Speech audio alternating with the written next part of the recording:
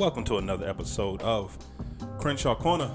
I am Sanchez Crenshaw, and I am always joined by my most wonderfulest wife. I like that word. You like that word? I like the word. What's up, guys? It's Angela Crenshaw. What's going on, America? What is up? And how are you? I'm great. Thank you very much. This is, guess what, people? Guess what this is? Tell them, baby. Tell them what it is. Tell them. A midweek moment. A midweek moment. He didn't know it. He didn't know what to say, y'all. He didn't know what to say. Nah, because she says she don't really like that name. So I don't, but you know. I like midweek moment. Okay, so a midweek, guys, guess what this is? The midweek moment with the Crenshaws. How about that? Okay, the You midweek like moment it? with the Crenshaws. Midweek moment with the Crenshaws. We can agree. do that. We can agree right now. We can agree on Because that. early we were totally disagreeing. We can agree on that. I like it. So what's up? Talk to me. We got like some moments. So what's up? We got some moments. Here's what we're going to do. So for our regular listeners, you know that this is not a regular podcast. This is not a Friday. No, it's not. You're not listening to us on a Friday. Actually, what we decided to do, it's bring you something kind of the middle of the week. Yeah. Get you through your week. Yeah. You know, this may last. It may not. We would love to hear back from you if you like this format. If you like the midweek moment with the Crenshaws. Yeah. Then we would love you to let us know. Once again, this is an interactive podcast. Yeah. Our email address is thecrenshawcorner@gmail.com. Once again, thecrenshawcorner@gmail.com. We would love to hear from you. Like we said, if you like this format, if you want us to keep it, we will. If you like, I don't really know about that, we'll see. So you're determined. Determine what? You know I like to do that at the end, babe. But you have to get that out the way. Oh my God. So you're going to keep doing that? I'm going to keep doing it. That's crazy. We're called a professional podcast. A what? We're a professional podcast. Great. There's certain rules and regulations to running a professional podcast. Okay. You'll All learn right. those one day. Yeah. Okay. Whatever, dude. All right. Whatever. So, like I said, this is going to be a little different. Okay. Go ahead. Go for it. And what I need is a few moments because I have to unpack this. Oh, my God. Okay? We're unpacking. I have to unpack it. Why do we always have to unpack? Why we just can't do? Because to get the full understanding of what I'm asking, I have to unpack it. Asking our listeners or asking me? You. I'm asking you. Don't unpack bags. I have to unpack it. Okay? No, when we go on vacation, you don't unpack. I do. Can I get to the question? Go ahead. Get to the question. All right. All right. Go ahead. So, you know me. I know you. Some of our listeners know me. Anyone that knows me knows that in my heart, I'm a geek. That's what I am. Yeah. I'm a proud geek. Okay. I love all things geekdom. Geekdom. I'm into sci-fi. One of my favorite shows is Doctor Who. Right now, I'm on a Doctor Who marathon. I'm just watching Doctor Who's back to back to back. Did anyone hear my excitement in my voice? Do y'all hear that? Don't hit on my geekdom. Okay. Don't All right, go ahead. Go for it. Doctor Who. I'm a comic book head. I'm a cartoon head. What's the thing called? Which one? The booth. Oh, the TARDIS. The TARDIS. The TARDIS. Okay. Yeah, it's the TARDIS. Yeah, the TARDIS. So I am Yay, once TARDIS. again. I love all things geekdom, and one of my favorite things to watch, and I've watched it multiple times throughout my life, is going to be Star Trek: Deep Space Nine. Okay. Is that? Yeah. Is that like a spinoff? It is. It's a spinoff of the original Star Trek. Okay. Of course, there's different variations. You have the original Star Trek, then you have Star Trek Next Generation, then you have Star Trek Deep Space Nine, you have Enterprise. Right now, I think they're running Discovery. But yes, it is a spinoff of Star Trek. Okay. Okay. So what does that do with our moment, babe? Once again, I'm not trying to be funny. I have to unpack it. Unpack it, baby. Oh Let me my unpack God. it. Unpack. So once again, one of my favorite shows is Star Trek Deep Space Nine. Yes, it is. The titular character of Star Trek Deep Space Nine is Commander Benjamin Sisko. Okay. He's the lead of this particular series. Okay. So the very first episode, it takes you through right before he became commander. Okay. Of the Deep Space Station. Okay. And doing this, it took you through one of the greatest battles that the Federation ever fought, which is the Battle of Wolf 359. I said I'm a geek. Oh my God. So, doing this battle, you better hurry up, bro. you gotta let me unpack it. Okay. You gotta let me unpack it. Okay, Wolf. Okay. The Battle of Wolf 359. The Battle of Wolf 359. Go ahead. So during this battle, the Federation Uh-huh. and their allies were fighting one of their greatest foes, the Borg. Okay. Resistance is futile. Mm-hmm. So they're in this battle, and Benjamin Sisko is on the ship. Okay. He's on the ship with his family. So he has his wife, he has his son. Okay. Because initially they were not supposed to be in the battle. Okay. But because of everything that was going on, the Federation was losing a lot of ships, a lot of lives was being lost. Okay. His ship got pulled into the battle. Okay. Where in the midst of the battle, his ship was attacked, his ship was destroyed. Mm-hmm. So his ship was destroyed, so he went to his quarters to find his family. He was able to get his son Jake out. Uh-huh. But Jennifer, his wife, she died that day. Okay, babe, what's happening here? Because now I'm depressed. Once again, let me unpack it. Okay, unpack. Let me unpack it. Are we trying to make the listener sad or what's happening? Let me unpack it. Okay, unpack, babe. Unpack. So we fast forward. Okay. Right? We fast forward some years. So at that time, Lieutenant Commander Benjamin Sisko has become Commander Benjamin Sisko. Mm-hmm. So now he is running the space station. Okay. So in his first couple of days of running the space station, in this particular area of space, there are things called the celestial prophets. Okay. Okay. So he encounters these beings. They're celestial prophets. To certain species of that region of space, they're their gods. Okay. Okay. So he comes in an encounter, and in this encounter, he finds himself back on that starship during the Battle of Wolf 359. Mm-hmm. So, and no matter what he does, he keeps coming back to that time. Mm-hmm. So he keeps trying to fight to save his wife, and he always fails. Mm-hmm. So after a while of this, he gets so frustrated, he starts yelling at the celestial prophets, "Why do you keep doing this? Why do you keep showing me this? Why do you keep bringing me here?" Mm-hmm. And after a few moments of silence, they look at him and they tell him that we did not bring you here. You brought us here. Mm-hmm. This is where you live. And we don't understand why. Mm-hmm. So here's my question. Because throughout life, we all have something. We all go through something. Mm-hmm. We all have something that happens to us that keeps us stuck in a moment in time. Okay. That will not allow us to move forward. Mm-hmm. So my question to you. Yeah. What is your moment in time? Or do you have a moment in time? That keeps me stuck? That keeps you stuck in that moment in time. That's interesting. I don't know if I have one. Not trying to be funny. I don't know if I have one that keeps me stuck in a moment in time. To be honest. Okay. I would have to, nothing has ever kept me like stuck. I'm trying to figure out, like, when I think about that, like, what would keep me stuck? I don't know. What's yours? Let me think about it for a minute. Let me unpack. Okay. Because I don't think that I do, but as I begin to think about it, I probably will come up with something. I don't want to force it. Like, I do have one. No, I don't want you to force it if you don't have one. Actually, or one that's going to come. What about you? What keeps you stuck? I am stuck as an 11-year-old boy. Okay, where? August of 1989. Okay. The day my brother was killed. Okay. That is the day that I'm stuck on.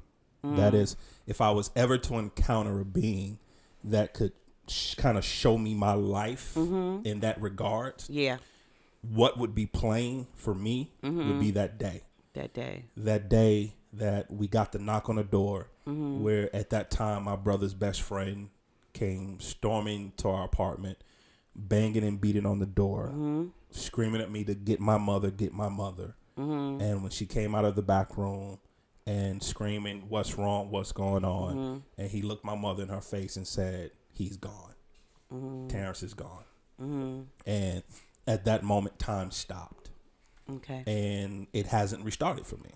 So no matter how much comes my way, no matter how much love comes my way, no matter how much we have, or no matter what I gain, no matter what I get, I am always stuck in August of 1989, the day that my brother was taken away from us.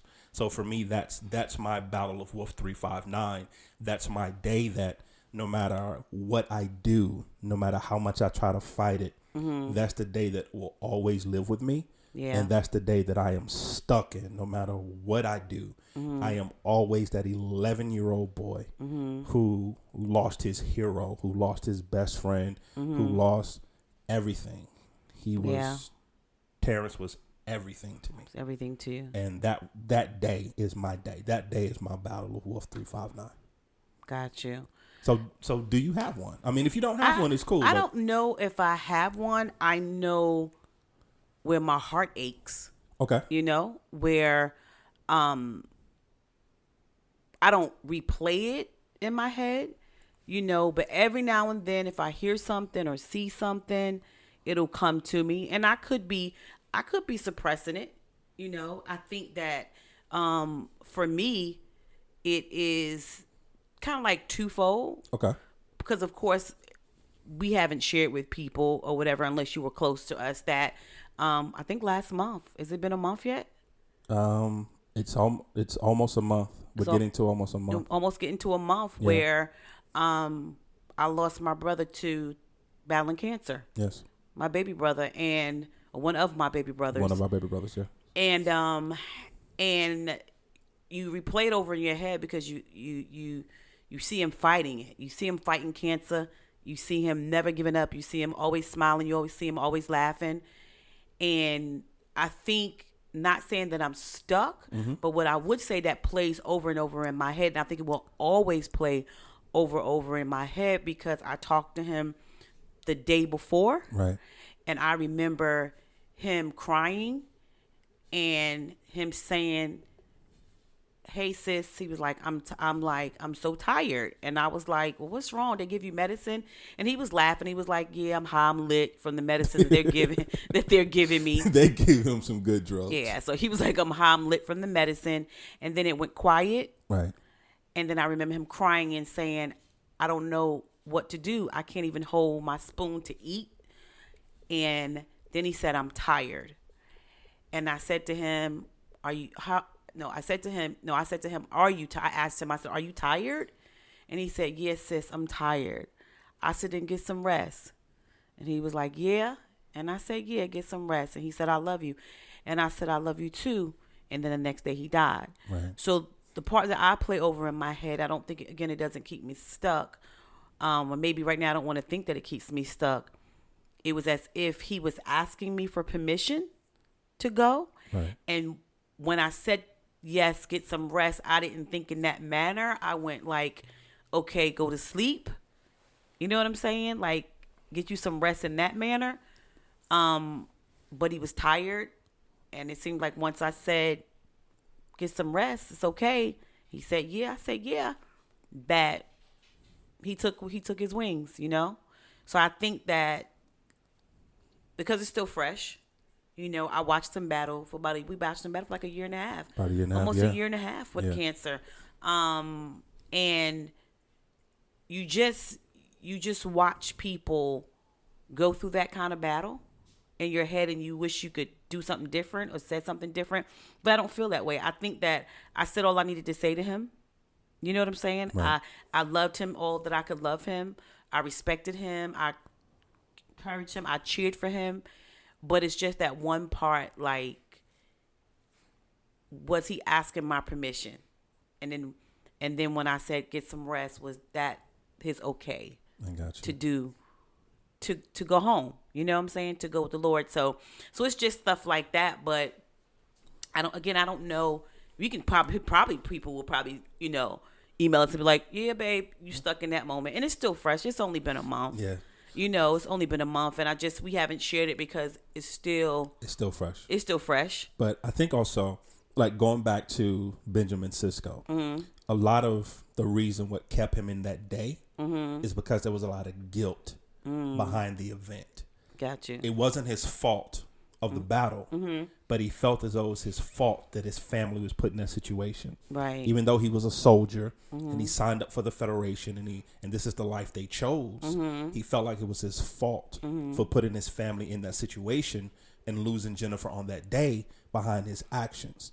And I think that's part of what keeps me stuck during that day as well. You know, it's not my fault that my brother's no longer with me. It's not my fault that he died on that day. But I think it's because what led up to that. Little context. So once again, my brother and I, we were 4 years apart. My older brother, we were 4 years apart. So he was, because my mother worked all the time, and in the home, you know, I have other siblings, but in the home it was just him and myself. And So he was my everything. Mom worked all the time. She always worked 2 jobs. So it was just him and I. And he was my mother. He was my father. He was my big brother. He was my protector. He was everything to me. But we fought. 2 young dudes in the house is what we do. We fought all the time. Right. But on this particular day, it was worse than it really had ever been.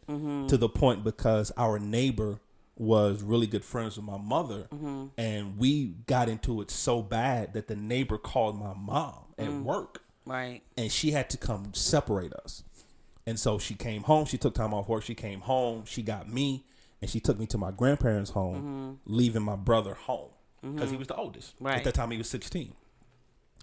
And so, and coming down the steps, because we lived on the 3rd floor, the 2nd floor of this apartment building.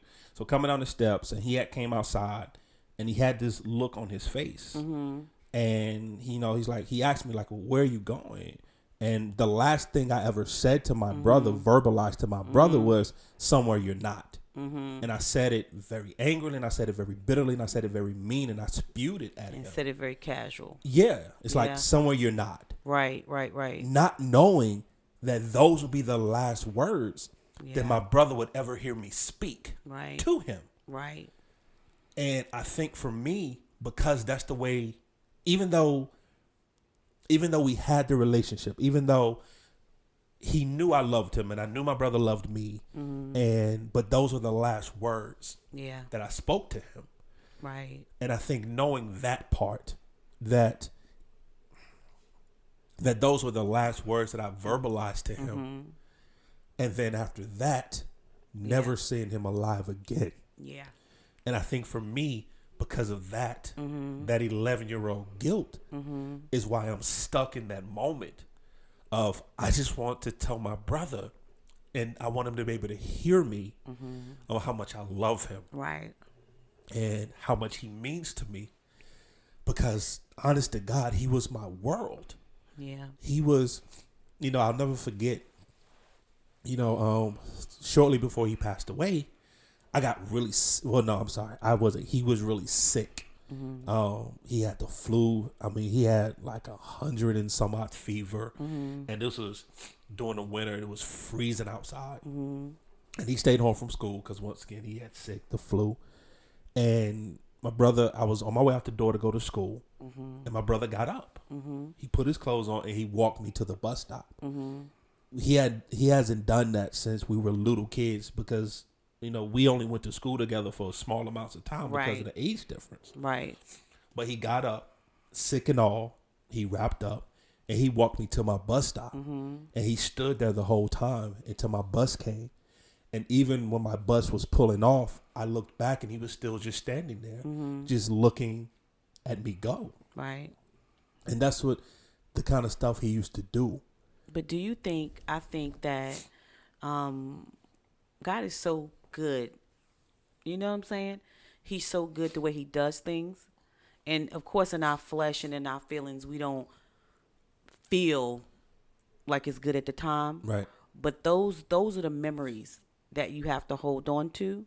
Him at the bus stop, and all those things that God allows to weave and become this warm blanket. My great grandmother, because we have the blanket now, she took all the shirts from her sons, which are my uncles, my great uncles, I guess, my great uncles, right? And she weaved this amazing blanket of all of my great uncles that she gave to my mom, and now my mom gave it to me. And I think that sometimes the way that God does things, especially in that kind of situation, is where he takes all of our memories and he weave them into these incredible, amazing, all together to make this blanket of love for us, which we call our memories, right. So we can remember our family members, the ones that we love. I don't think we're ever gonna feel like we've said enough, or whether we say something good or bad, even with that experience you're talking about, you might have not even said that and been just like, I'm going to grandma's house, but still go back to that and be like, that's the last thing I said to my brother. Right. But you always told him that you loved him. You always tell him that you care. Coming up on 5 years. Dad Upon died. 5 years. Yeah, my dad died Yeah. 5 years ago. My 5 pop, years. March, oh my God, 16th or 17th? Yeah, because no, Pop's birthday was the 15th, 15th. yeah. Yeah, the 17th because he passed away 2 days after his birthday. Yeah, 2 days after his birthday. And it's coming up on 5 years Yeah, it is. that we've lost my father. And even in that, knowing that anniversary is coming up, I'll have this blanket of memories that God has allowed me to remember of him. I don't think that I've said it. You think that you haven't said enough. When I go back and think of the last thing I said to him was, "Hey, it's your birthday. Get up. Why are you sleeping?" You know, and he was like, "I'm just tired." You know what I'm saying? And so you always feel like, well, I should have went over there for his birthday. Right. Because I think about that sometimes. Well, it was his birthday, and normally that's what we do. We go over there, we go harass him, make him mad because he mad because we woke him up, whatever the case is. Cuss us out real quick. Yeah, cuss us out real quick, Yeah. just being honest. But I just think God is so good how he weaves those memories. And it becomes a blanket of love. And you remember all the great things you did, the good and the bad, to be honest. You know what I'm saying? And I think that we need to know that we do that. But also just remember that you never know the time or the place. Yeah. When the Lord come get you, and you have to be good to people, and you have to tell them that you love them and that you care about them. You can't be holding on to bitterness and anger, towards people. Because I like your analogy though. The blanket of memories. Yeah. I like that. That's cool. Yeah. That's cool. And America, we're not trying to be depressing. We're not. We're not trying to depress you. That is not the purpose of this particular episode of podcast. But somebody needs to hear this. Yeah, but okay. We always promise full disclosure. We always promise to be transparent. Between both Angela and myself, unfortunately, we've experienced a lot of death. Yeah. And we've experienced a lot of people's passings. Yeah. In just the 20 years we've been together, grandparents, both sets of grandparents, on both sides, her grandparents, my grandparents, brother, father. Yeah. Unfortunately, we've lost a lot of people. Yeah. Before our cousin Carol. Oh my God. Tiny. Yeah. An amazing woman. Aunt Liz. Aunt Liz. Oh, Uncle City. Yeah, we've lost a lot of great people. Yeah. So the reason for this particular podcast, moment, this particular moment is once again because we always said this is our therapy session. Yeah. This episode, to be honest, is more for us than you. Anybody else. We hope that you'll be able to glean something from it. Yeah. But for right now, we're being selfish, or I'm gonna be honest, I'm being selfish right now. So I would first say, if you're holding on to anything, let it go. It's not easy. It's not easy. And we will not sit here and pretend like it's easy. We will not sit and pretend like you can do it, because some bad things have happened to people. Yeah. People have hurt you. Yeah. People have done things to you. People have said things to you. Yeah. But for your own sanity. Yeah. For your own peace. Yeah. Because I think what happens, and Christians sometimes get a bad rap when it comes to forgiveness. Because, and to be honest, especially as African American Christians, sometimes we get a bad rap because we believe in a God who you're supposed to just forgive everyone that does anything to you. If someone's racist, forgive them. If someone slaps you, forgive them. If someone says something, forgive them. Yeah. We're not really understanding forgiveness is not for the other person, it's for yourself. Yeah, and it's not for you. It's not where, you're not going to forget, but what you don't want to do, unforgiveness, bitterness, anger, anxiety, those things are poison and toxic to the body. Yeah. Those things bring high blood pressure. Those things bring diabetes sometimes. Those things bring acne.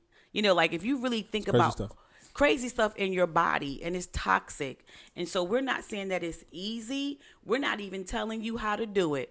All we saying is this, that just think about it. Think about what you hold on to, what you think of. When you think of, like, when it comes to your loved ones who've passed, to have those memories, that love blanket, and that love blanket.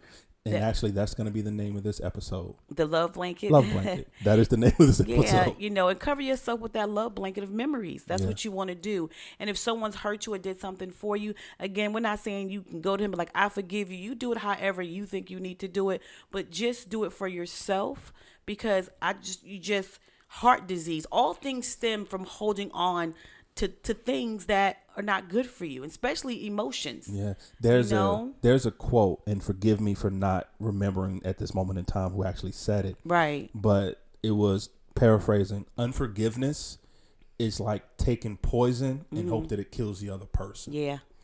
Because and it doesn't. It doesn't. It doesn't. And once again, I get it. People have done things to you. People have hurt you. People have said things to you. People have crossed you. They've done things to you. Yeah. But holding on to that resentment, my wife just said it best, holding on to that resentment, holding on to that bitterness, holding on to that hate, holding on to that pain, it does not hurt or affect the other person. It doesn't. It hurts you. It affects you. It has you stuck at 11 years old, August of 1989, because you're stuck in this place, and you're stuck in guilt. Yeah. And you're stuck in pain, and you're stuck in this place that you can't move on from. Yeah. My biological mother, I love her to death. To be honest, we don't get along that well. It's just, we're working through some things. Yeah. We're working through it. It's work in progress. It's a work. Y'all are under construction. Our relationship, honestly, is a work in progress. It's under construction. Amen. Amen. But if I'm honest, she's never gotten over. She's stuck. Yeah. August of 1989. Yeah. She can't get past it. Yeah. And I get it. No parent wants to bury their child, but she's stuck. Yeah. I'm stuck. Yeah. We're both stuck in a place that we don't know how to come from. Because I think what the mind thinks is that people want you to get over it or get past it. That's not what's wanted. What's wanted is for you to embrace it. That's a difference, right? To embrace that, yes, it did happen. That, yes, you miss him. Yes, you adore him. Yes, you love him. It doesn't matter. That hasn't changed. It's the same feeling you had for him when he was here is the same exact feelings that you have right now, because we talk about him all the time. Yeah, we do. So, but to embrace that, embrace those feelings, Terrence embrace Miguel it. Crenshaw. Terrence Miguel Crenshaw. Embrace that. Yep. Without, sometimes you don't want to say his name or you don't want to think about him, but you have to embrace that everything about your life is going to involve him for the rest of your life. Because it's so weird that you can go down the street and people think you're him because you look like your brother, which is so weird. Not anymore, though. I done got fat. But that's a story for another time. But just embrace it. We're so busy fighting against stuff. That doesn't embrace when you're hurting. Embrace it. I'm hurt today. I'm hurting, right. And I think that's what I want you guys to hear too from us. Embrace. If you're hurting today, hurt. If you want to cry today, cry. If you want to scream, scream. Whatever it is that you want to do for what you're feeling at this time, feel those things. Embrace them. Don't fight it so hard, because then you digest it. You know what I'm saying? So we just want you guys just to think about that, and also think about, what are you circling back to? What do you what year are you stuck in? What moment are you stuck in? Yeah, what trespass, what harsh word, what breakup, what heartbreak. There's something. What moment can you not get past? Yeah. And why? I think also too, I hold on to that moment in fear of losing him. Losing what he looks like, what he feels like, what he sounds like. Yeah, but because during the whole time of everything that happened with my brother, during the funeral, during the wake, during the so-called trial, because, and that's another part of it too, where my brother was killed over a pair of shoes. It's actually what happened. So my brother, his girlfriend at the time, had a younger brother, and which is the craziest thing, one of our childhood friends that we grew up with. My brother grew up with him. I grew up with his younger brother. We all went to school together. They lived 2 houses down from us growing up, from my grandmother. We played together. We went to their house together. We went to school together. We walked to the bus stop together. We did all this stuff together. He was at our home 2 days before it happened. He stole my brother's girlfriend's little brother's shoes. And Terrence, being the type of guy that he was, he protected the weak, is what he did. He bullied the bullies. He was the person that he found the underdog, no matter who it was, and he took up for them. Mm-hmm. That's what he did. And so he confronted the guy at the basketball court in our neighborhood. They got into it verbally. The guy and one of his friends decided they wanted to physically attack my brother. My brother, being who he was, whooped the both of them by himself. Mm-hmm. And because they were cowards and couldn't take that, went home, got a gun, came back. My brother was walking home. They called his name. He turned around and they shot him in the heart. And he died before he hit the ground because they hit him a perfect shot in the heart. Mm-hmm. And he died before he hit the ground. And the police didn't want to do anything because apparently his guy's father was known either in the street or something or other, but the guy's father had a name for himself. And the police didn't want to do anything.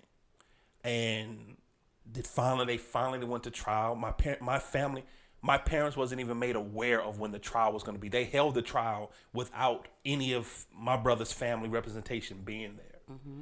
And he got like 6 months in juvenile hall for taking a life. Mm-hmm. You know? And I think that's part of it too, because there is no closure. And then I've tried to get the story of what really happened, what really transpired that day. Mm-hmm. I've reached out to my brother's old girlfriend at the time. She doesn't want to tell me what happened. My brother's best friend at the time. We've spoken kind of throughout the years. Mm-hmm. He'll talk to me until I bring up that topic. And then once I bring up that topic, he goes silent. He doesn't want to talk. Mm-hmm. So I think it's a combination of guilt from me, from what I said to my brother, the uncertainty of really what transpired that day, mm-hmm. the unclosure, I don't know if that's a word, but it's going to be a word today, the unclosure mm-hmm. of the whole situation. So that kind of but that's what has me stuck mm-hmm. in that day, because it doesn't make sense. But now, like I said, that it's maybe never going to make sense. But how do you make the 11-year-old boy grow up now? Tell me how. I want to know. I don't know. That's your journey. that's the Crenshaw's journey. That's the journey. How do you make the 11-year-old boy meet up with the 40-something-year-old you now? Yeah. And y'all become one with it, and that's not an easy journey. None, it sucks. It's not an easy journey. We just being really honest. It's not an easy journey.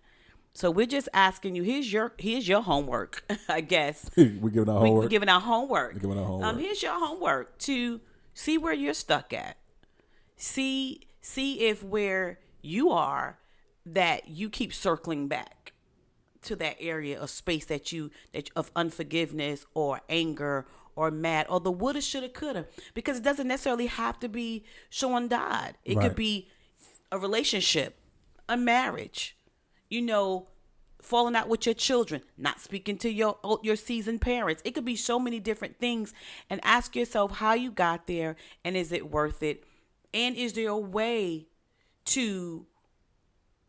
for the 11-year-old Sanchez and the 40-something-year-old Sanchez to co-live together, in peace and enjoy, no matter what it is or what it feels like, just for your own sanity and for your own being and for your own peace. And that's just for everybody, guys. So we just want to tell you thank you.